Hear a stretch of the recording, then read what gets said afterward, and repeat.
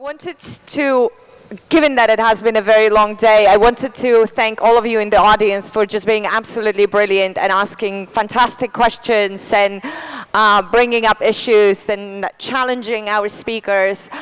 This is exactly what we were hoping for, as we were hoping to bring different perspectives to this event and have a discussion that we don't normally have.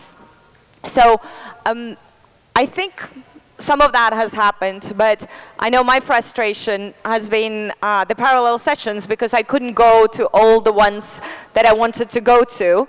Unfortunately, we could not make this into a two-day event because of the financial issues, so we had to squeeze everything into one. But you know, we thought that one way around this would be to get as many people together as possible at the end of the day, to open it up to discussion, to questions, to comments, if anyone wants to challenge Saad some more. Or, you know, sum up some of the sessions. Jane and Anya were in parallel sessions, so it would be you know, this is basically the opportunity to do it. We are a little, so our speakers, those who are not on stage, are mostly speakers who were on the main stage. They are in the front rows, so if you would like, they're also available, and, well, I'm going to ask them to be available, sorry. I should have warned you. And you can get them engaged. So this is really a session for you to ask questions and make comments. But before we start, we do have a new face on stage. Masho mentioned Justyna Mielnikiewicz, an amazing Georgian Polish photographer earlier. You would have seen her photographs here over the lunch and the coffee breaks, and we're all going to the photography museum in this building after this session to have drinks at Justyna's exhibition.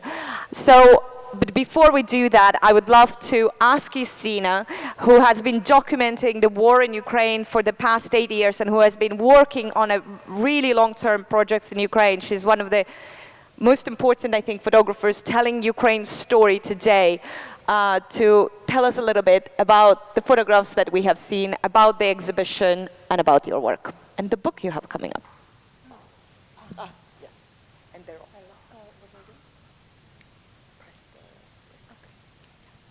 Hi, in a very few words I introduce myself. You'll be able to see my works upstairs on the last part of this meeting. So I would say I represent the visual and long-term narrative. As Natalia said, I focus on Ukraine since 2014 fully, while before a little bit on occasions. But I also am very committed to assignment news work. I cover Georgia work for New York Times, and I had the word pleasure, maybe not the good. I was honored to be able to witness and in Ukraine working for Wall Street Journal this year. And what you see in the exhibition is a combination of these works, very much along my own lines and understanding and researching Ukraine across very different fields.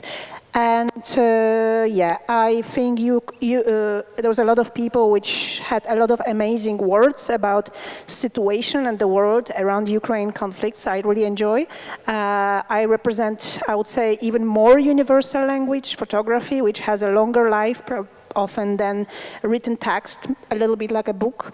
And this year I was able to show my work from Ukraine in a 3 big exhibition in France and Georgia and Poland, and it is a truly universal language when I see people of all different kinds, accidental people coming and reading and watching stuff. So I'm happy to be with you, and I was really happy. It was very super interesting to listen to all of you.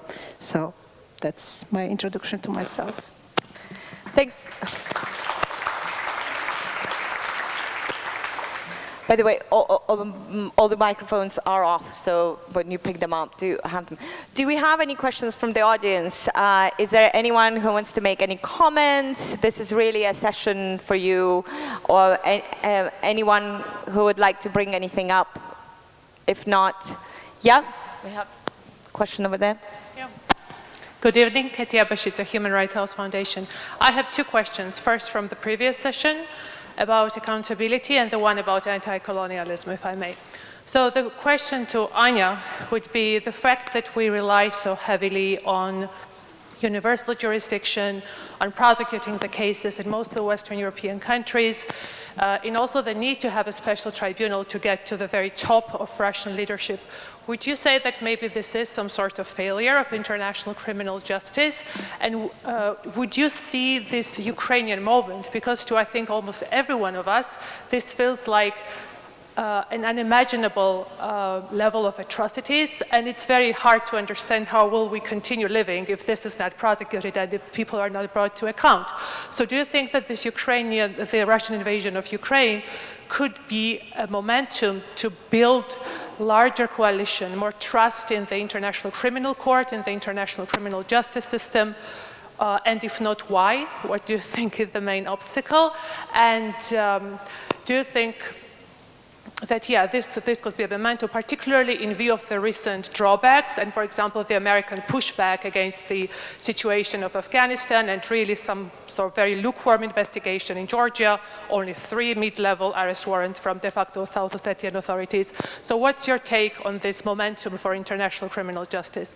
And the other question, if I may, Natalia, to Peter, that would be about Russian colonialism and whether you would say that, or you think that this Kremlin-backed propaganda against human rights, against civil society, propagating for so-called traditional values, against LGBTQI rights, would you say that that is part of a colonial toolkit of the Russian Federation, in its neighborhood, but also, of course, it propagates it globally, but would you say that that's part of the toolkit with which it really invades the minds and the societies of neighboring countries? Thank you. Anya, can we start with you, please? Sure, thank you for the question. I do think, apologies for those who were at the previous panel to repeat myself, I do think it's a pivotal moment for international justice. Maybe I'm too optimistic, but I do think that it kind of surfaced both some of the previous failures, both political and in the accountability space, but also some of the new opportunities, which were not really part of the general discourse. And to be entirely honest, I think ICC, for me, remains a difficult subject because we all fought so hard to put it in place. It was definitely the hope that the ICC will be the 21st century equivalent of Nuremberg, so that we don't have to create a tribunal every time something like that happens, but we do have a standing court that can always address such atrocities. And we all know why this is not the case and probably never will be, because of how it's established, because of the political pressure, because of its capacity and so on. However, I think it's too early to give up on ICC. I think for now we should still give it a chance and see what it delivers. But for me, the 21st century equivalent of Nuremberg is actually developing a much more horizontal system of international justice, which relies on extraterritorial jurisdiction, universal jurisdiction, that we talked about, which basically means that prosecutorial authorities in as many countries in the world are aware and empowered to take on international crimes, so that we can create this worldwide net through which the criminals would not be able to slip. And I know it might sound idealistic, but if you look at the statistics, each year there are more and more cases, and I do think we can really, really flood the world with such cases against the perpetrators. The only one thing I would add is that it will only work if we create a buzz around it. That's something we didn't talk much about at the previous panel, but especially when we're talking about investigations and prosecutions, which happen at the time of an ongoing conflict, a huge part of it is deterrence. We also want to send a message to all those soldiers and commanders out there in the field, and they have no idea. And unless we start talking about it on every corner, unless we create a buzz around this issue, it's just simply not going to work. The simple answer to your question about the use of media let's call it imperialism, I mean, obviously it's part of that, but I don't actually think that's the interesting part.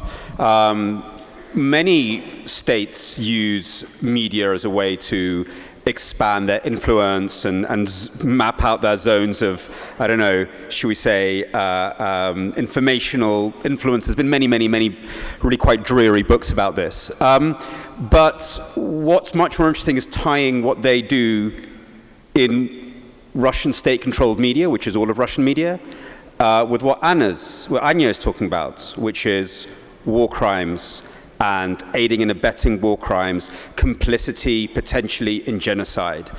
Because that really then takes it out of the really very legitimate space of soft power and information competition, which is a perfectly legitimate exercise in statecraft. I mean, God, we have the BBC, but and takes it into another space, which has nothing to do with debate and freedom of speech, and is much more about aiding and abetting war crimes in a system where the military, the government, and the information are integrated into one system, where the information is used in very specific shaping operations in order to make possible, and almost like a getaway driver, drive the war criminals to the place of the crime and drive them off again. That's the important bit. All great states use media to, promote their reputation and burnish their image, and that's standard. That's uninteresting. What is interesting is this, and can we hold I think propagandone is the technical world to account. Yes, please, Nino. And unfortunately, I was not at the colonialism session. I heard it was great. So it's great to hear a little bit more about that. Nino, go ahead. So I have also two questions. One for Justyna about the Culture Council.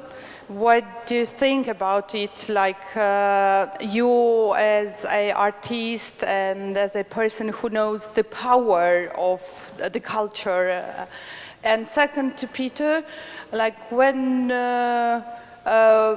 we are looking for the answer for the questions, why Putin has so many supporters among the citizens, Russian citizens. Usually the answer is, this is the reason of the propaganda. So what do you think? Might it a bit exaggerated, and this is a wall behind the Russian people want to hide themselves, not to take responsibility? Yeah, I think the culture should be treated as any other things when we're dealing with aggressor, country of aggressor. Otherwise, it has a very big chance to become a Trojan horse in the context of just this country, of even bigger, like, the power of Russian culture on the world is being sold as a cover-up for, amazing atrocities we see. So they try to cover it up. So I think the culture should be looked at as thoroughly and in depth as any other aspect of society, because culture is a very important part of reflecting of what society really is. So there should be no exception. Those discussions are sometimes hard because it's hard to point the perpetrator in the culture, but the perpetrators are there, and there were some discussions about colonialism before which mention how the literature describe it. Then this dialogue, fortunately, about the Russian culture is starting. Maybe on a rough start, but war is not the easy start, but it started, and I hope it will continue. Sorry, 1 second. We can really hear you if you're talking in the back, so if you could not talk in the back, we will really appreciate it. That's such a deep question about the relationship with propaganda. And then kind of reminds me of my mother once made a film about the Gulag, when you could still interview people. This was in the 90s, when you could still interview people who'd been guards and who'd been part of the карательная система, the repressive mechanisms that put people in the Gulag. And she's interviewing this sort of KGB guy, like quite low level, who would do the arrests and I think also transport people there. I mean, he was very involved in the whole system. And it's basically 2 hours of my mother who, God, it's very hard being her son because she's very good at interrogations and questionings. Like, what was that hash doing in your bag? But no. basically asking this guy for 2 hours, did you know they were innocent? Did you know they were innocent? Did you know they were innocent? And at the end, he cracks and goes, everyone knew everything. And again, probably because I come from this, Soviet family, of a very specific type of Soviet family, like I remember my father saying, suddenly in 91, everybody was like, мы не знали. We had no idea about these horrible political repressions, bullshit. Everyone knows everything. So I think it's the same today in Russia. Everyone knows everything. And you're quite right, propaganda is often used as the excuse, I was lied to. How dare they lie to me, those awful people. On the other hand, if we get to that point where they're saying that, it means this despotic regime is over and, whatever, Kudrin is president or something. So that's also a good sign if they're saying that, if they're trying to cover up. Everyone knows everything. There's a very powerful and very provocative essay by Theodor Adorno about the Nazi crowd who are seemed to be in euphoria at a Hitler speech. He says, they're all acting. Hypnotism doesn't exist. No one is spellbound. No one is in a real state of euphoria and effect.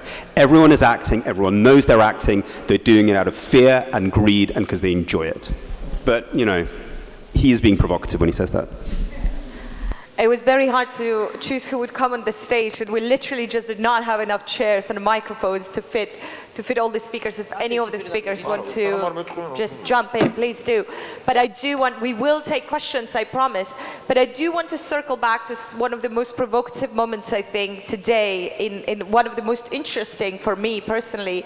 Actually, a couple. I think Rani and Catalina brought perspectives that we do not often hear in Georgia, and I thought that was really, really interesting to hear them talk about the way that the Ukraine war is perceived in the Middle East, in Latin America. John Lee talked about how it's perceived in Africa, where he spent so much of his professional life. And I think these are perspectives that we need to hear in order to understand why Russian narratives work and where they work. And also equally, Saad, you brought a perspective that doesn't often come here, it's not often heard, and I know that it rubs Georgians, especially Georgians who come to these sorts of events, in a wrong way, because the choice here is between the US and Russia, and it's very, and when they are equated in any sort of way, it's aggravating basically. But I wondered if there is anyone in the audience who would like to address it more, that question more. It was addressed by Tamara Chergoleshvili. I wonder if there is anyone, Saad, in a conversation we just had, if I may, you just said, but what about the 2008 war when the US, you were implying the US didn't do enough, right? And, obviously, the Afghanistan is just unbelievable experience of how you are the most important country until you aren't. I'm quoting you here.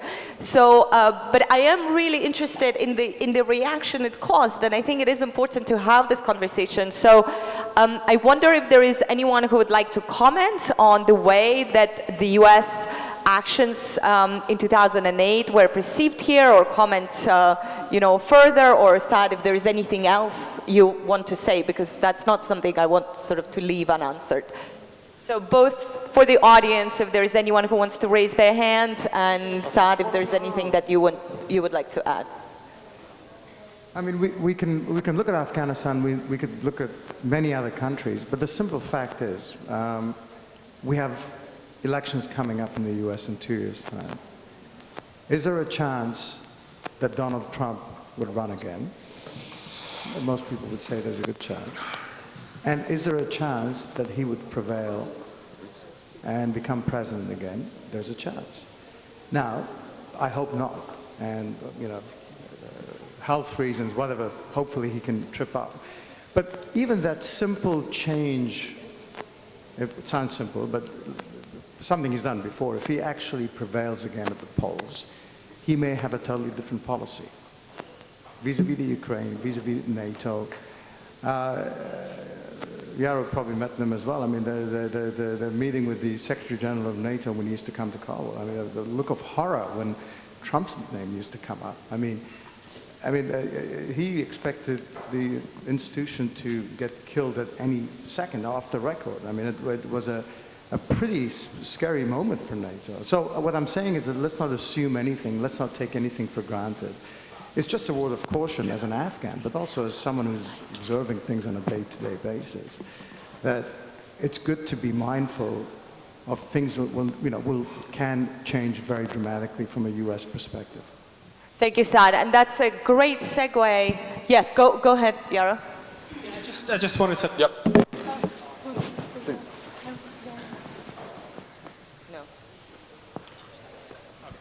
Just the thought about, comparing the US and Russia, and, I was in Iraq in 2003, and we spoke about that war and this war, and obviously it was a very different war. It was to depose a tyrannical, murderous regime, and the US is not Russia, and, there's a rule of law, all of that. But if you are in that reality in the village near Fallujah, with trigger-happy American soldiers who are afraid for their lives and do kill civilians in large numbers, as they did in Afghanistan as well. Occupation is occupation. It always causes pain, and it always causes a backlash.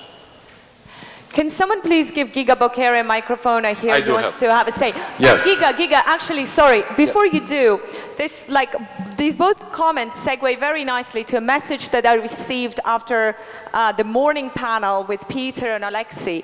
The message from someone who is attending, that says, I wish I were as optimistic as the ZEG speakers here about Ukraine's victory. The Republicans, who will likely soon control the House of Representatives, which drafts the appropriations budget, don't give a shit about the NSS. And for reasons that I can only guess at, guys like Tucker Carlson, who are driving so much of the GOP narratives, are now almost indistinguishable from Simonian when it comes to Ukraine. Go ahead, Giga. Do you want me to comment about American politics? No, but I think it adds an additional context to what Saad was just saying. Sure. And that is the reality that I'm sure you're able to address. I think it's pretty ideologically presented reality. Luckily, the reality is not that bad yet. And if there's Tucker Carlson, there are equally dangerous voices on the other side, which were mentioned today. But I want to address the issue that you raised before that, and especially the phrase that the speaker just used. Sorry, I couldn't see from here. Who was speaking, saying that occupation is occupation. I agree, occupation is occupation, but there... Sorry. Can you hear me now? There are huge differences. There was occupation of Western Germany and occupation of Eastern Germany. And we do see the results of different occupations. So I'm sorry that I'm repeating something which was already said here by a certain person, but I find it extremely dangerous to blur the line without disregarding any problems of US actions in Iraq or anywhere else. But any time there's an attempt to pretend that it's a complex view and there is no clear bad and no clear good, it drives a narrative of evil. I'm sorry for being that straightforward. If I have one more minute, I just want to recall one history I have personally experienced, which shows me that there is a huge problem within the free world, within the Europe, with proper understanding for new generations of this big battle between freedom, liberty, and authoritarian totalitarianism. I had a chance years ago, after the 2008 war, to be in Berlin for bilateral negotiations, and I had a chance to take a walk at the Brandenburg Gate, and I saw two young people walking in Soviet and US uniforms as an attraction near the gate. They are militarily dressed, and people were making photos with hammer and cycle and so. And I was inclined to have a conversation, a polite one, and I approached this young man and told him, well, you don't see a problem with walking around with hammer and cycle and Soviet symbols here. And he didn't understand. He was a German, good, polite German young person. He told me, well, I don't understand what you mean, sir. And I told him, well, would you walk around with Nazi swastika? And he said, no, of course. But why do you compare? And then I tried, again, politely to explain to him that Soviet, Russian, Stalinist system committed, if not more, not less crimes against humanity. And then I heard the response from the second young person who was silent before, and he told me, but sir, they liberated us from Nazis. And that was happening few meters from the place where Soviet GDR forces would shoot children for trying to cross the wall. So my problem with any rethinking complexly the world affairs without making it absolutely clear where is the good and where is the bad, I think is a huge problem. And that same goes for 2008 or any criticism of the West. I have lots of ground to be critical about West's and US's misunderstanding the threat of Putin's Russia or Russia in general. And we can talk a lot. I think many Eastern European nations historically can have a lot of anger, like take Poland, Warsaw Uprising, the big betrayal, whatever. But whenever this legitimate criticism makes the lines blurred where you want to be, I think there's no question where the Afghan people want to be, in which part of the world, if we're talking about liberty. So let's not make that big mistake. 2008, many Georgians, rightly so, thought that much more should have been done to prevent the war by the West, and after too. But on the other hand, we all understand that if not US and Europe, we wouldn't be sitting here now. So that's an important thing. So my question was, and I'm sorry I got dragged away by Natalia's provocative question, is that how much of a problem is that there has never been a Nuremberg of communism and Stalinism? And we hear the same voices on the right by like Tucker Carlson, or on the left like Chomsky and other woke extremists talking about colonialism of the West as equal evil of Putin, and how do you dare to speak about Ukraine when you didn't speak the same about Iraq? Do we really can say that there is any legitimate comparison? Whatever mistake or crime was intervention in Iraq, can there be any parallels with Iraq and Ukraine? Honestly, I can't see it is within the reasonable frame. Thank you. Is it a question for someone in particular, or? To you in particular, yes. Peter, can I just throw it over to you? Or anyone who wants to take it. I mean, the historical reckoning, right, in general, are we here today because there was never a Nuremberg trial for the Soviets? Is that part of the reason? There's a brilliant human rights legal expert on the right. So. Well, the answer to that, I think, is no, we're not here because of that.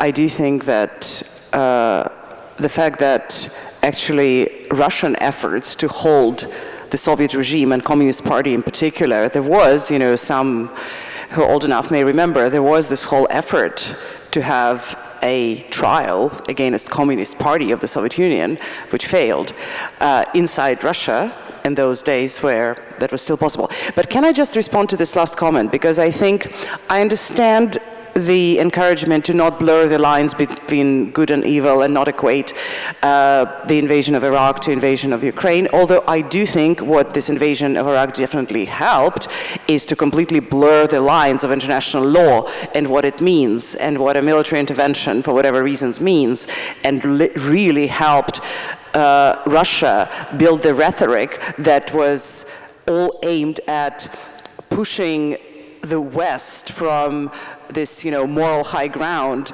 that it seemed to have had for quite a number of years. But what I think is more important, and I'm sure, I wasn't at every panel, I'm sure it was discussed before, but it was actually the West that really, the West, I don't like the word, but you know what I mean, that really helped to blur the lines between good and evil. And I think one of the reasons what we're seeing now in Ukraine is because the West, for years and decades, very willfully chose to turn a blind eye to what was going on, to Russia's actions in Chechnya, to Russia's actions in Georgia, to Russia's actions in Syria, and so on and so forth.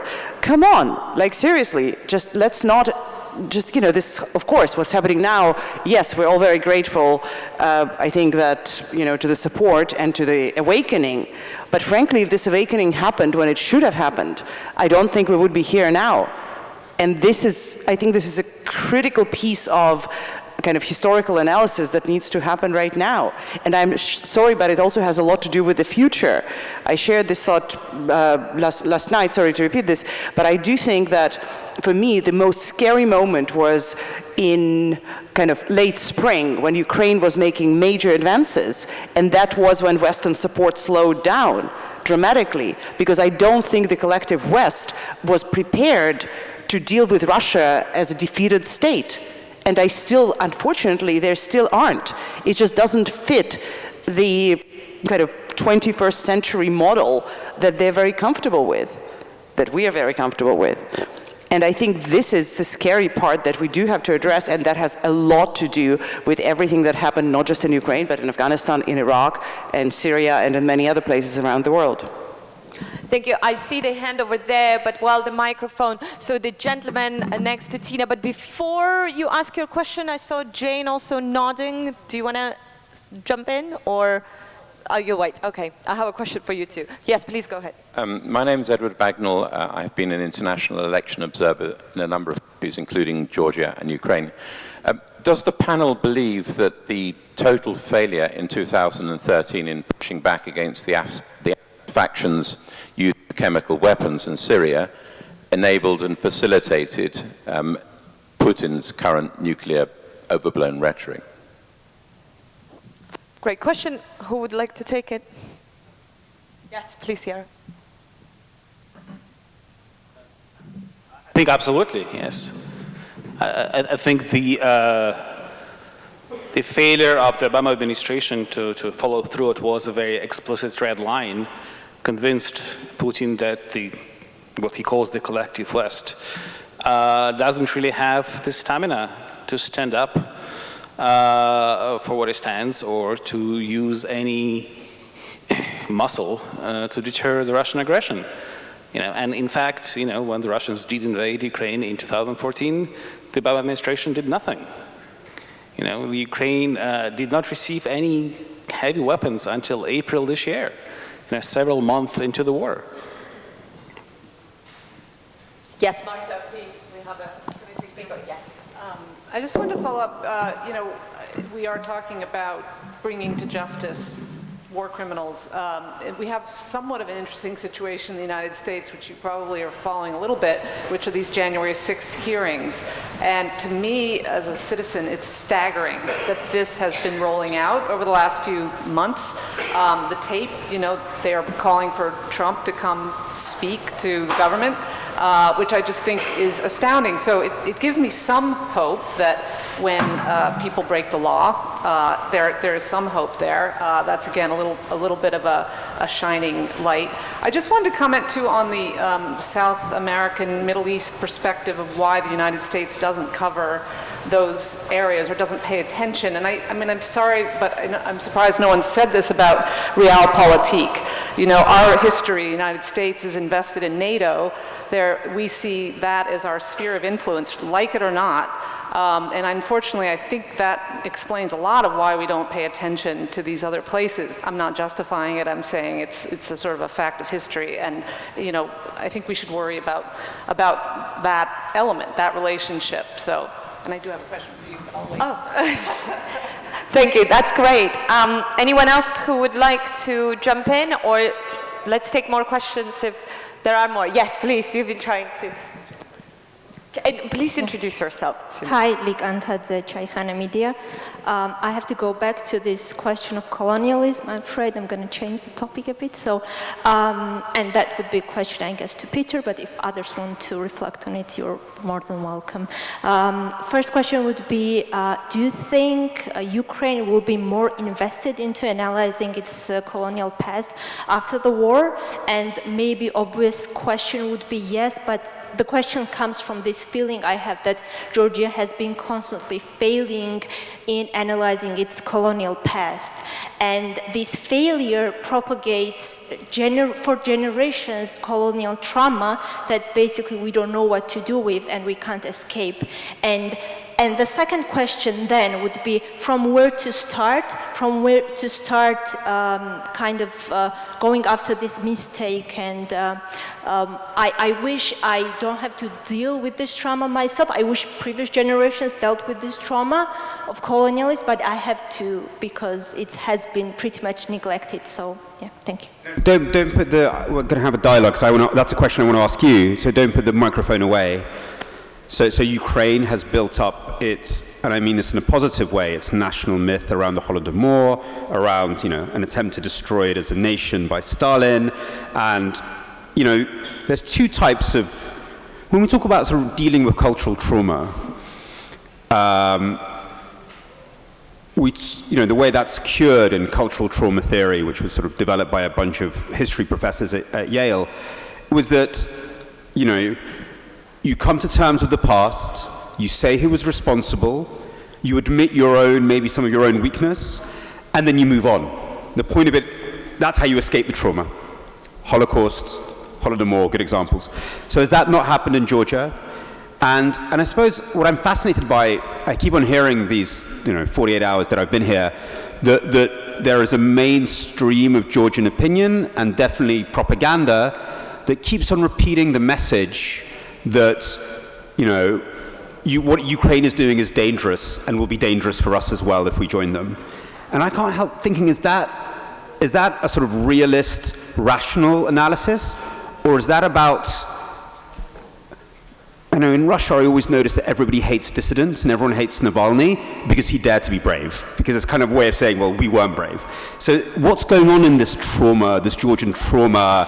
Why hasn't it been overcome? Why hasn't it been therapy? And how does that then strengthen the propaganda narratives? Yeah. To be honest, the second part of the question, I would say it's a part of the propaganda, so that really doesn't really interest me. I don't think it's that much interesting. The first part of the question about whether it's happening in Georgia or not, I would say at some extent it kind of began, but I don't think it's enough. And for example, my parents who were participating in the protests in the 90s for the independence of Georgia from Soviet Union, I feel like that, okay, that's great that they did that, but couldn't you just go a bit far away to really deconstruct this idea of Georgian nationalism and what Soviet colonialism to Georgian nationalism? Couldn't really a bit go farther? But then no, and I was born in a country where it was there and nobody talked about it. And you said about you've been watching Gandhi in UK and you at least have Edward Said, right? And you were given, like in your education system, at least your children read Edward Said. I wish I was born and somebody could hand me Edward Said in Georgia and say, maybe it's relevant for you, read it please. But it's not happening here still. And I don't understand why we don't have Edward Said in Georgia. It's a problem. Maybe we should start from there? I don't know. That's a great question. I do want to actually orchestrate an intervention. There's an amazing organization in Georgia called Sovlab, which it's a bunch of historians who are dealing with the Soviet legacy. And you can see Georgi Kandelaki over there. And just the other day, Georgi and I were talking, and he was saying, really the war in Ukraine is really the war over whether the Soviet Union was a good thing or a bad thing. And I think that's one of the questions that is also holding back Georgia from, that's one of the traumas. Georgi, do you want to jump in and quickly say something? I know everyone is tired, but perhaps really fascinating to listen to the previous intervention. The reason I think I'm convinced, I'm in Solab with one leg, so to speak, why it didn't go further is because Georgian nationalism was very comprehensively reformatted by Joseph Stalin. Joseph Stalin carried out a dramatic intervention into what Georgian nationalism was. There's a quote which Irakli Khvalagani found by a Russian imperial censorship official, which says that Georgian nationalism is a problem because it is by definition Western. So what Joseph Stalin did was that he redefined that. He said Georgian nationalism should be no longer political. It should be ethnographic. We can be proud of this distant medieval mythological heroic things, but not of the things in the modern era. We'll take care of that. So the modern era Western fashioned Georgian nationalism was erased. The classes, the political class, the artistic class, the military class, and the clergy that were barriers of that kind of nationalism were exterminated. And not to go for too long, if there would be one single figure which would tell Georgia's 20th century story, and that would be the best answer to your rhetorical question, it would be this. From the 130 democratically elected members of parliament of the Democratic Republic of Georgia elected in 1919 parliamentary election, 108 stayed in Georgia, of which 51 were shot and 37 exiled, of which 5 died in exile. So that tells you all what you need to know, what happened to Georgia, and by extension, Georgian nationalism. Thank you, Georgi. Thank you. Yes. Yeah, Yaro, jump in. Yeah, I just wanted to come back to what you were saying about how this war is really a war about whether the Soviet Union was a good or bad thing, and to the idea of nationalism, because I think right now, you know, if you ask what does it mean to be Ukrainian, it means to believe that the Soviet Union was a bad thing. Because the sort of 21st century Ukrainian nationalism or national idea is not defined really by blood, you know, by language. You know, Zelensky is, you know, grew up in Russian-speaking Jewish family, and you know, he was elected by, I think, 75% of Ukrainians. It's really a very different concept of nationalism from what we saw in the Balkans. You know, you couldn't choose whether you were Serb or Croat or Bosniak. Whereas in Ukraine, people do choose. You know, if you look at Donbass, you know, the governor of Donbass, of the Donetsk region in Ukraine, you know, who is a passionate Ukrainian fighter, I would say now, you know, his brother is on the other side, you know, working for the Russian intelligence in Donetsk. So, and you have a lot of families like this, where people choose the idea of Ukraine, which really has become the idea of freedom more than anything else. Thank you. I want to turn a corner from there to something else that was discussed today that I believe is hugely important and plays a really big role in shaping this war.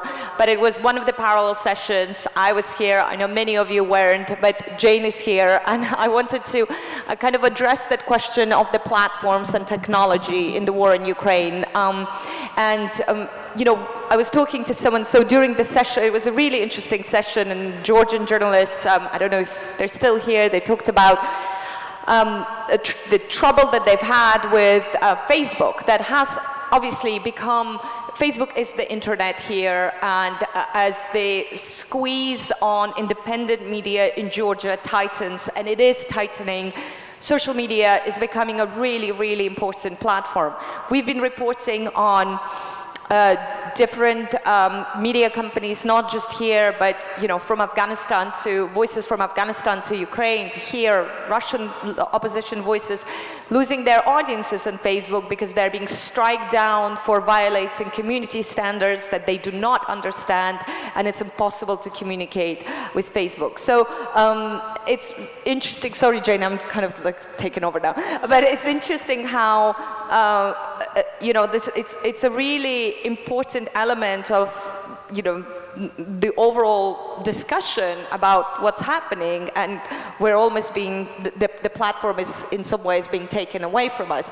So one thing that some people said to me after the panel is like, but what are, like, what I didn't hear, what are the solutions? Like, what can we really be doing? And you addressed it a little bit, but can you just say a little bit more about the importance of the role of platforms and possible solutions, what we should be doing? I mean, the solution to how you fix Facebook is $1 million, billion-dollar question, right? And there is no one way to fix the platforms. And I think there's a few things that we need to recognize, and one of the main things that we need to recognize is what is the role the platforms are playing in our lives. In many cases, it's communication infrastructure. We started our session talking about Starlink and Elon Musk and about how deep the threat of one man controlling communication infrastructure that's vital to a country at war is. But in many cases, it's very similar conversation to the conversation we've been having about Facebook and to a lesser degree YouTube over the last how many years? 5 years? 10 years? And these conversations can feel very cyclical because we ask the same question, which is how do we fix it? How do we help? Because these platforms don't seem to learn from each crisis that they help facilitate. Right? Why has Facebook not learned a lesson from Myanmar, where it helped facilitate genocide? And so, you know, I think one of the traps we can fall into is this real anger at these companies and at the lack of adequate action at these companies. And I say it's a trap because it prevents us from thinking about other possibilities and other ways that these companies can function, or ways in which the functions that these companies perform can be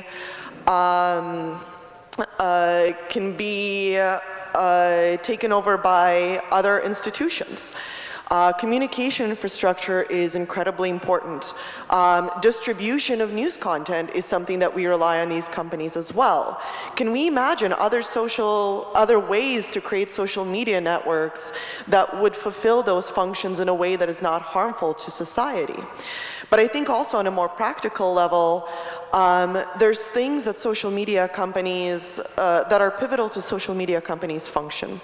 One is the algorithmic news feed, which I really like to remind people was extremely controversial when Facebook rolled it out back in the early 2000s to large protests and privacy advocates being adamantly against it.